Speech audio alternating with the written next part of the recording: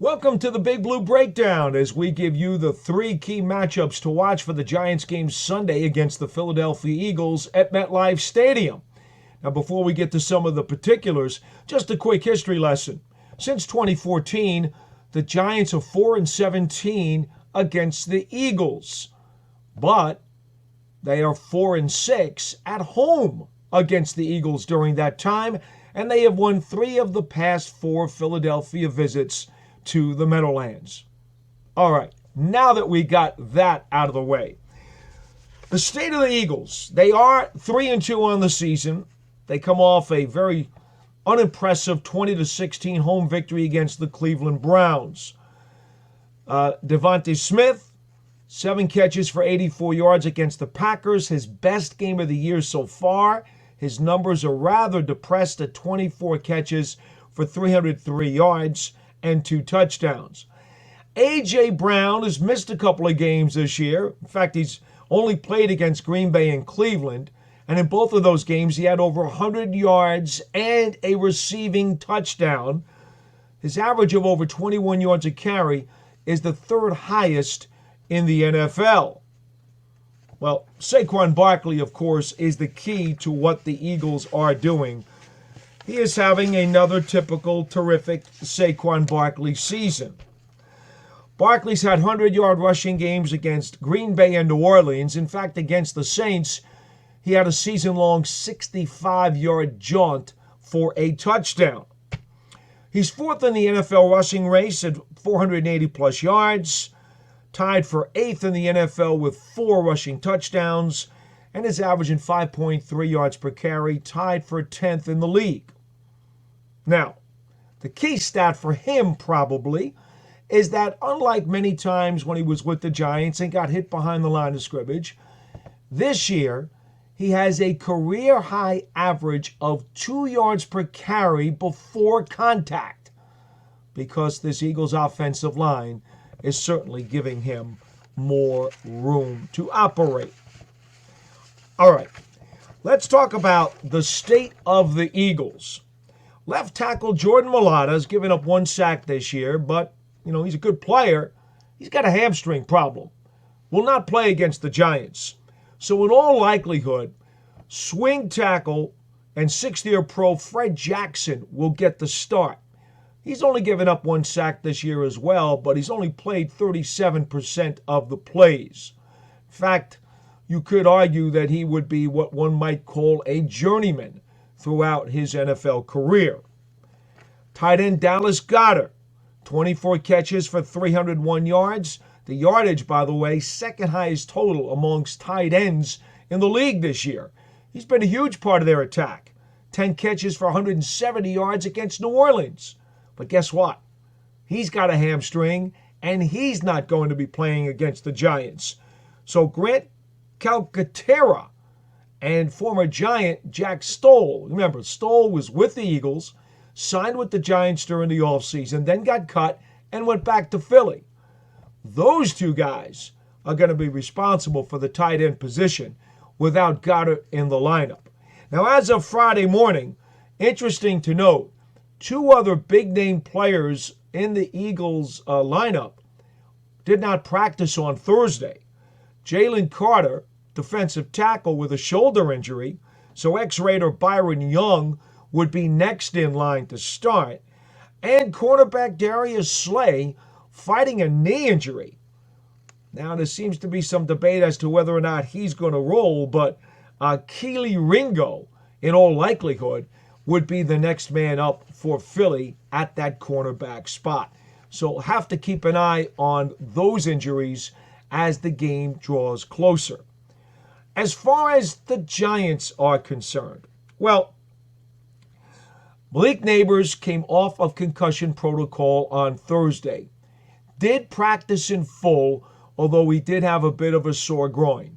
To be expected, he hadn't been able to play because of concussion protocol in a couple of weeks. Adoree Jackson came down with a sore neck and did not practice on Thursday. That probably means that Cordell Flott would have to step up and start at the corner opposite Tay Banks. Brian Burns and Dexter Lawrence they've been nursing bumps and bruises. Lawrence with a hip, Burns with a groin. Both players have said that they expect to play on Sunday. And Devin Singletary, we just don't know exactly what the situation is. He continues to be limited by a sore groin. He's missed the last 2 games as Tyrone Tracy has continued to play well in his absence. The rookie has been terrific. He may wind up getting the call for a 3rd week in a row. All right, that's a quick look at the state of the teams in terms of injury factors. But, oh boy, we got a whole lot to tell you about the key matchups to watch. And we will do that right after this quick timeout on the Big Blue Breakdown. Football is back and it's here to stay until February. And over 1 million fans across 33 states got into the game last year by making picks on Underdog. Win up to 1,000 times your money just by choosing higher or lower on your favorite players' stats, such as touchdowns, passing yards, and more. The Underdog app is easy to use and making an entry takes seconds. It's safe, secure, and straightforward, and signing up is even easier. Just head on over to Underdog's simple-to-use mobile app or UnderdogFantasy.com. Sign up with the promo code NYSI, and Underdog will give you a free pick to use on your first cash pick'em entry, plus up to $1,000 in bonus cash when you deposit. That's Underdog Fantasy, promo code NYSI, to claim your new customer special of a free pick and your deposit offer. Must be 18 and over, 19 and over in Alabama and Nebraska, 19 and over in Colorado for some games, 21 and over in Massachusetts and Arizona, and present in a state where Underdog Fantasy operates. Terms apply. Void in Colorado. Concerned with your play? Call 1-800-GAMBLER or visit www.ncpgambling.org. In Arizona, call 1-800-NEXT-STEP. That's 1-800-639-8783 or text NEXT STEP to 53342. In New York, call the 24/7 Hope line at 1-877-8-HOPE-NY or text HOPE-NY 467-369. Okay, so let's look at the 3 key matchups for this Giants game against the Philadelphia Eagles. And boy, it's going to be a huge game for the Giants because obviously they missed a chance to get back to the 500 mark when they lost to Cincinnati last week. Now, they've already lost division games to Dallas and Washington, which means this Philly game takes on all that much more importance. Key matchups to watch. Well, Saquon Barkley, we're going to kind of give you a little bit of a bonus here because Barkley is the headline player, right? Everybody understands that. He says he doesn't know what kind of reception he's going to get at MetLife Stadium, but isn't so worried about it. I suspect the Giants fans will not be particularly happy with him. And we'll see exactly what the Giants want to do about it in terms of how well will they contain him or stop him. Dexter Lawrence has said he plans to get him at least a few times for tackles for losses. Well, we'll talk more about Lawrence in just a minute as one of our 3 key matchups. But we're going to give you a bonus 4th key matchup because it involves Saquon Barkley. He is such a headline grabber and such a special storyline in this Sunday's game that we're going to break him out separately. And we're going to talk about how his battle against middle linebacker Bobby Okereke could be very important for the Giants. Now, Okereke's role in this Giants defense is a little bit different than it was last year. He hasn't gone into the specifics with us, but it's obvious that he's not being asked to make as many tackles. He's doing a lot of stuff in coverage. Now, on the season, Okereke, with 35 tackles, is only on pace for 99 for the season. Now, this is a guy in his last 3 NFL years, past 3, I should say, has had well over 100 tackles. He has 3 tackles for a loss. But here's the thing. Twice this year, he's had a season-high 8 tackles. He eclipsed 8 tackles in a game 10 times last season. Now, I understand the scheme is different, and he has had some different responsibilities, but this might be a game where you'd really love to see Okereke get double-digit tackles and really get after stuffing those holes and getting after Saquon Barkley, because Barkley is and remains one of the top most talented backs in football. Let's not kid ourselves.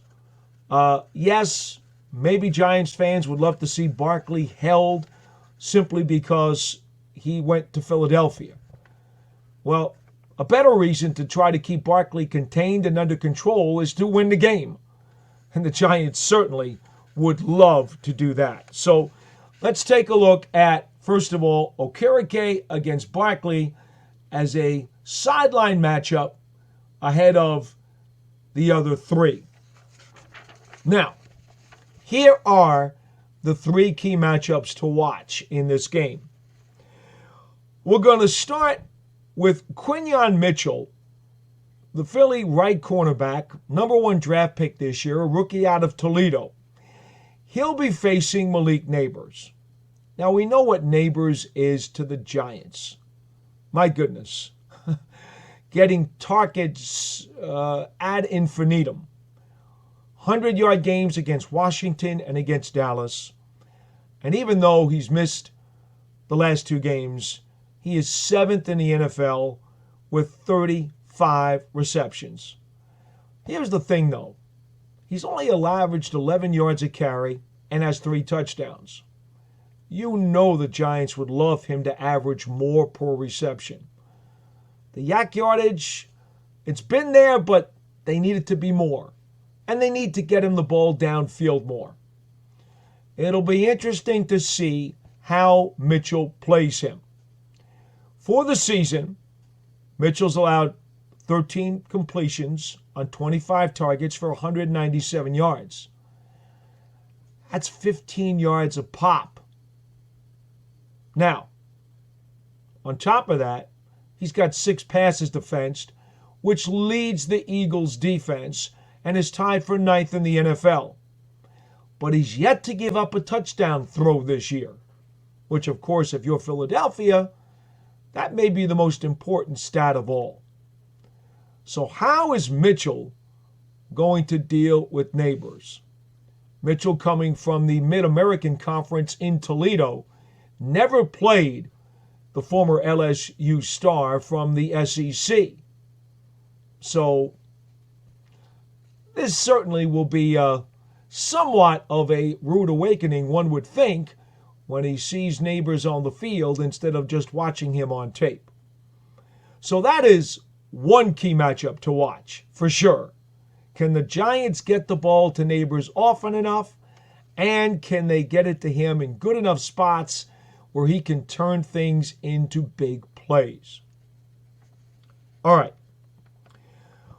We go to our second key matchup to watch. Another very interesting one in the secondary for Philadelphia.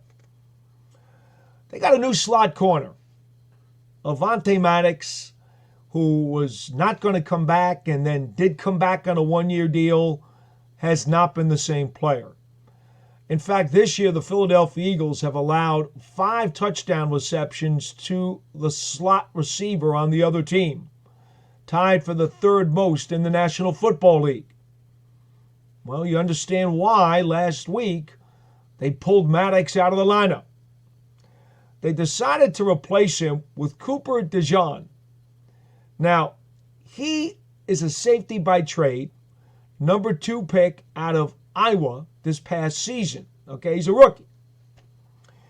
Thing about it is, they expected him to come in and play safety. But coming out of the draft, he had translatable skills to also play corner. They've decided now he needs to be the new slot because they've got to solve that problem. So, last week against Cleveland, He goes in, gets his first start, has 6 tackles and half a sack. Only targeted 4 times. Gives up 2 receptions for 13 yards. Now, I don't know if the Browns expected him to play the slot last week or not. But it seems to me that he needs to be challenged early and often. Why Cleveland did not attack him more, I don't know. But clearly, they did not really test him or stress him. He played 91% of the snaps on the day. So I would think if you're the Giants, you really want to give him a thorough going over. Wan'Dale Robinson, the Giants slot receiver, is 6th in the National Football League with 37 catches. He's also got a couple of touchdowns, but he's only averaging about 7.5 yards a grab. Once again, I know slot receivers very often have lower yards per catch averages because they're the hot receiver. They can get the ball out quickly with the quick game. I understand that. Giants need to get Wan'Dale Robinson's average per catch up a whole lot more than 7.5 yards a grab. Now, part of that is he's got to be able to shake free. He's got to find some separation and room. We know he's one of the best receivers in the league at forcing missed tackles and breaking tackles. But somehow, some way, they got to find an opportunity to get him the ball and get him some explosive plays because this is a matchup he should be able to exploit. All right. Third key matchup to watch. I got to go with Dexter Lawrence against Cam Jurgens.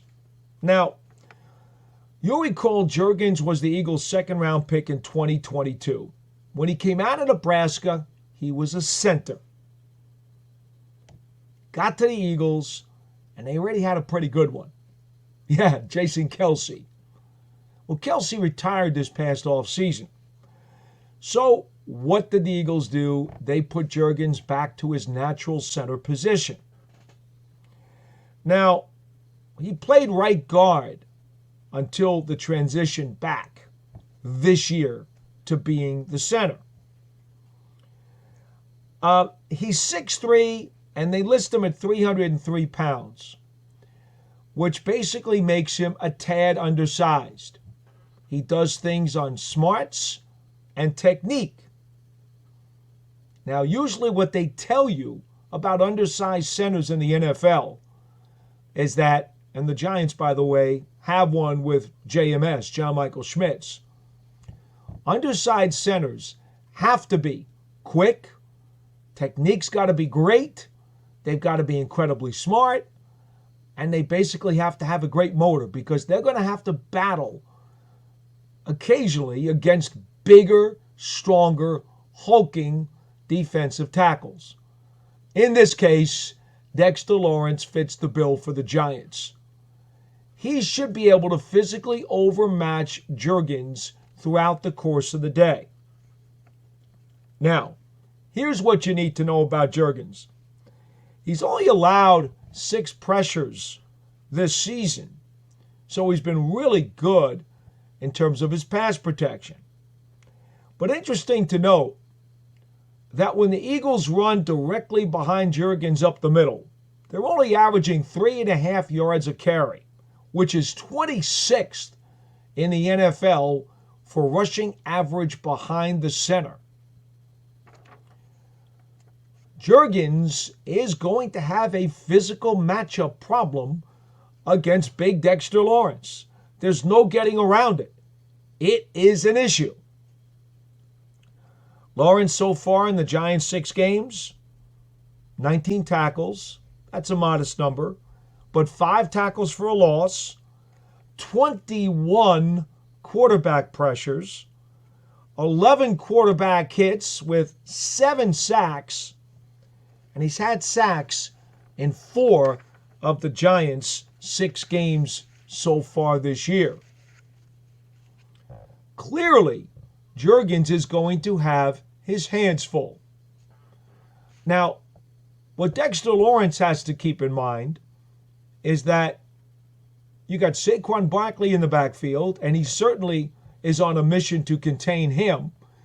But he's also on a mission to try to get to Jalen Hurts. Hurts has not particularly had a very good season. In fact, he's tied for second in the NFL with 5 fumbles. He has been putting the ball on the ground. He's also been sacked 14 times this year. The Tampa Bay Buccaneers got him for a season-high 6 sacks. So, yeah, this is not the Philadelphia Eagles offense of a year and a half or so ago. In fact, since the last third of last season, they have kind of sputtered along.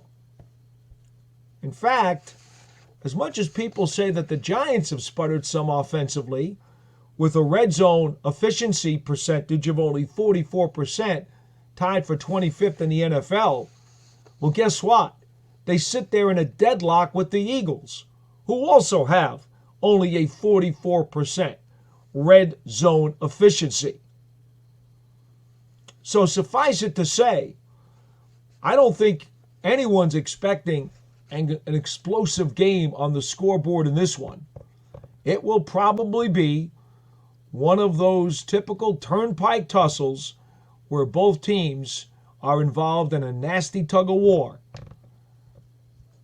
We will see who can own the trenches and therefore get a big edge in trying to squeak out this ball game.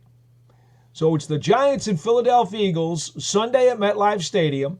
On Monday morning, we'll have your game balls and gassers for the Giants offense, defense, and special teams here on the Big Blue Breakdown.